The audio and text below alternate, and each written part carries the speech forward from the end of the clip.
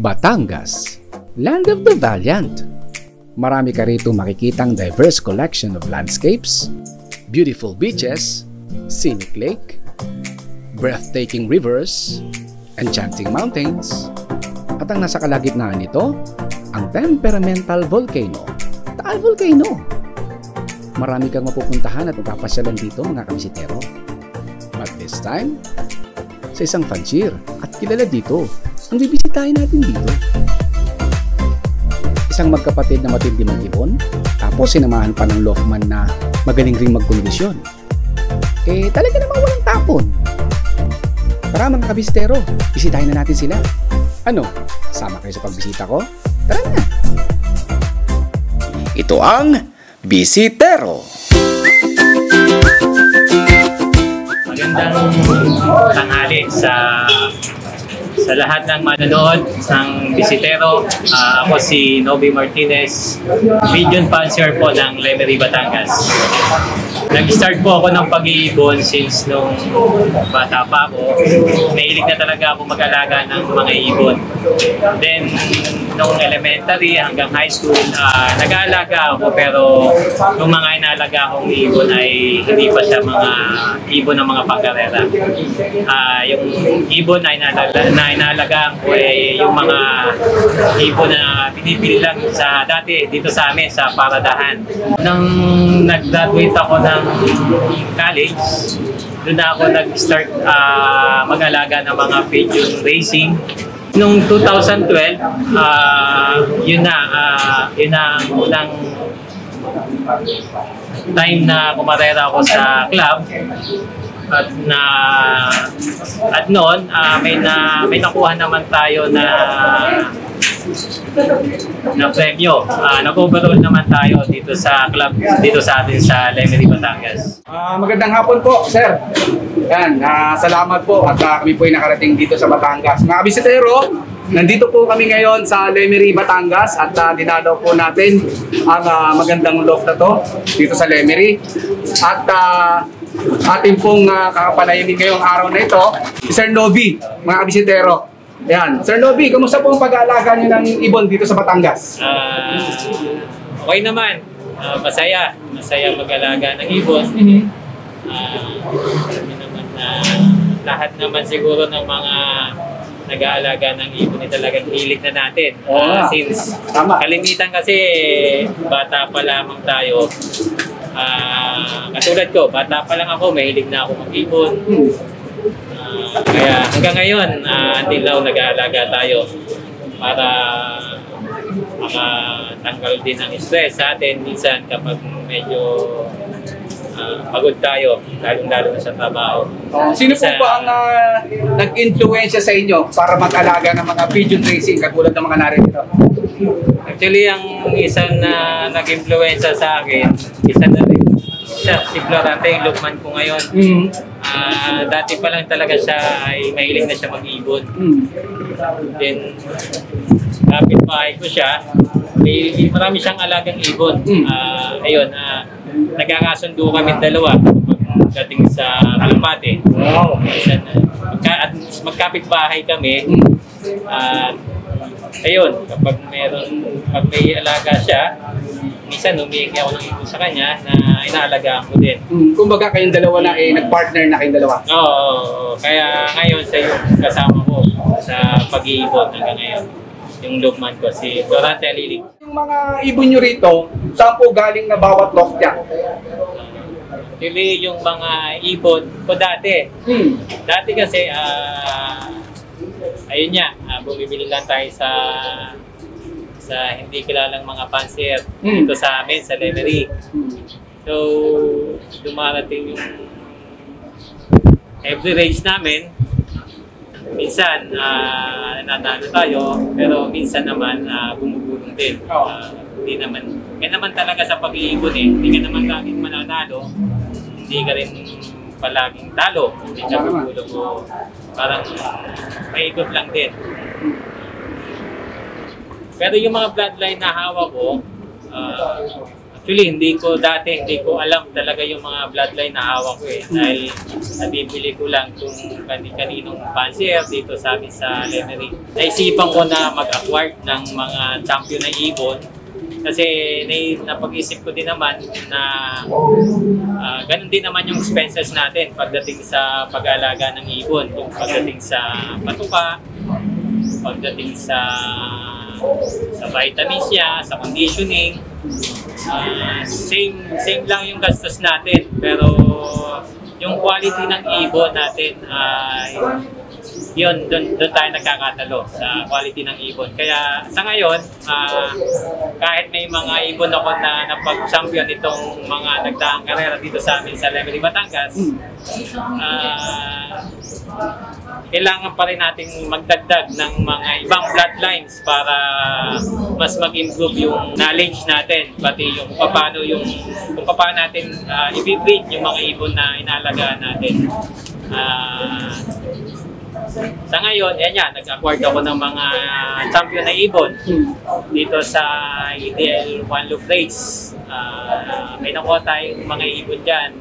Ano yun, nung nagpa-auction sila after the race? Oo, after the race, may in-auction yung mga champion na ibon dito sa EDL. Naka-auction tayo by live auction niya dahil dito sa pandemic na kinakarap natin ngayon, na hanggang ngayon hindi pa makatapos-tapos itong COVID-19 natin na inaharap na ngayon. Kaya may nakuha tayong ibon doon, nanalo tayo sa mga sa auction.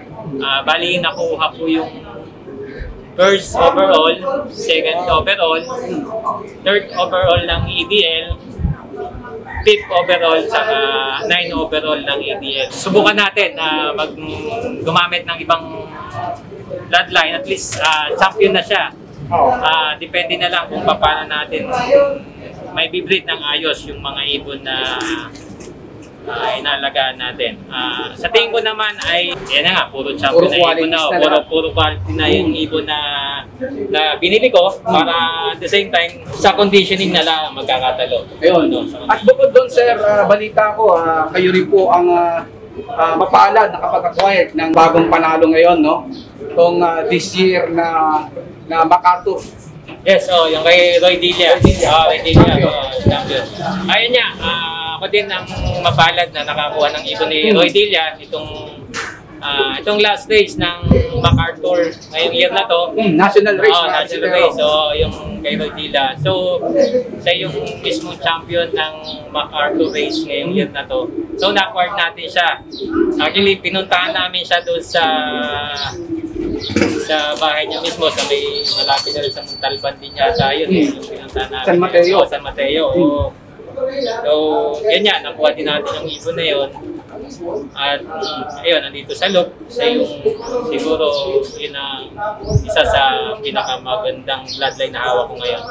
Yung champion ng MacArthur race ngayong taon na to, na kay Roy Dilla. Doon ko na-acquire. Dito sa Batangas, ano ang pinakamalayong laro nyo? Parang ganun din ba sa Manila? Na ganun yung din. North, Santa Ana? Santa Ana, yun. Same lang naman dito sa amin sa Lemery, Batangas. So yung pinaka-final lap namin dito is Santa Ana. So sa North Race yun. Then sa South Race, Tacloban Leyte din yung last lap namin. So yun. Yung sa experience nyo, sir, bilang mag-ibon, from the start na kayo ay humawak ng pigeon racing, ano yung pinaka-unforgettable na experience na maganda na naranasan nyo sa pagkakalapate? Tulad natin. Para sa akin, yung unforgettable experience ko sa pag-iipon. Actually, hindi naman yearly naman na nangyayari sa atin eh. Yung enjoyment natin sa pag-aabang yearly, di ba? Ilang season tayo, di ba? Ilang race tayo sa isang season. So, nandito yan yung South, North, saka summer race. So, andyan, sa lahat ng race na yan, nandun yung excitement na tinatawag natin. Every race, may mga excitement tayo pagdating sa pooling, sa fun race, lalo-lalo na sa derby. Yan, para sa akin, mas pinaka-excitement talaga pagdating ng derby race, dahil nandiyan na kasi yung kailangan mo na i-condition ng ayos yung ibon mo dahil medyo malayo nang nililipad. At kailangan physically fit talaga yung ibon bago mo siya ikarga sa track, di ba? At nandoon na rin yung bloodline, syempre dapat. Number one talaga bloodline. Yan kasi talaga ang binabayaran natin sa ibon na pinipili natin. Number one na yung bloodline. Then duduktungan natin ng conditioning. Then, ayun, swerte. Ako po si Florante de Rosa Liling, ang nagmamanage po ng ibon na magkapatid na si RJ at Novi Martinez. Ako po ang nag-handle lahat ng kanilang ibon at saka yung po pinagkatiwala ng kumpare na mag-alaga ng kanyang ibon at ginagampanan ko naman po bilang isang nag-aalaga po at bilang isang kaibigan po. Gano'n na po kayo katagal na nag-asikaso ng mga ibon niyo, sir? Bale ko na po, 3 taon na po mahigit. Dahil po napalipat ako dati sa mga iba't ibang lok, pero sa ngayon po, ito na po ang kauliliang kong lok na pagliliparan. Bale 3 years na po mahigit ako na nag-handle po dito ng ibon at ipinagkatiwala naman sa kanila ang ibon nila. Kaya ginaganapan ko ng ayos ang aking trabaho. Mga kabisitero, ito nga pala si Honda Bitina. First overall champion ng Inter-Island Race dito sa amin. So, nakakuha siya ng Honda Beat. Kaya ang pangalan niya is Honda Bitina. Kasi babae siya. Kaya Honda Bitina yung pangalan niya.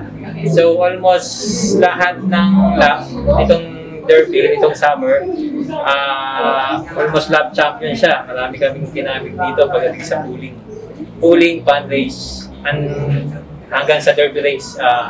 Ayun, first overall champion siya ng summer race namin itong year 2020.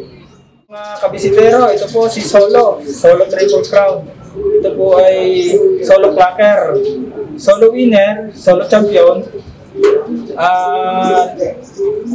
First overall po ito ng Young Birds. Young Bird, Old Bird, of color. Tapos Solo Triple Crown Champion.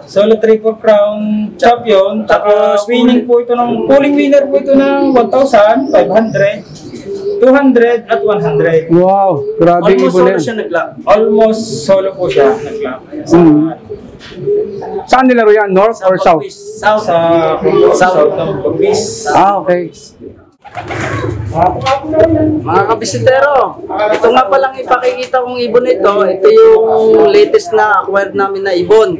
Ari pong ibon na ito ay kay Sir Roy Dilla. Ari po yung MacArthur champion. At overall din po rin dahil complete clacking po rin ng Naga to Tacloban. Ari po ang ring ng 11 MacArthur champion.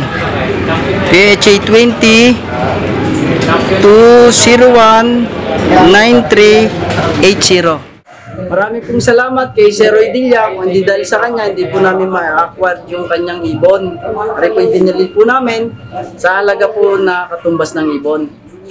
At maraming salamat po at sinasaludo ko kay Sir Spartacus. Sir, ingat po kayo sa pag-uwi. At kung hindi dahil sa inyo, hindi po kami magkakakilala ni Sir Eric Medina. Maraming salamat po. At ingat po kayo pag-uwi, Sir. Ako si Noby Martinez, Pigeon Puncher ng Lemery, Batangas. Naglalaro kami dito sa club namin sa BPA, SE at FGF, Pine Gold. Salamat, bisitero. Ang napanood nyo ay ang episode 51. Maraming salamat sa mga kabisitero nating patuloy na sumusuporta, sa mga nakasubscribe, nag-views kahit walang account, at sa mga hindi nag-skip ng mga ads. Maraming salamat po sa inyo. Isa po kayong tunay na kabisitero. Raffle tayo mga kabisitero! Kaabutin na natin ng 15,000 subscribers para mabunot na ang mapalad na mananalo. Hindi naman tayo siguro lugi dito. 2021 MMFC Katpalogang Finisher. Kaya i-share, i-like, subscribe, At i-click na rin ang notification bell. Paabutin na natin ng 15,000 subscribers yan para mapunta na sa magwawagi ang malakasang ibong ito.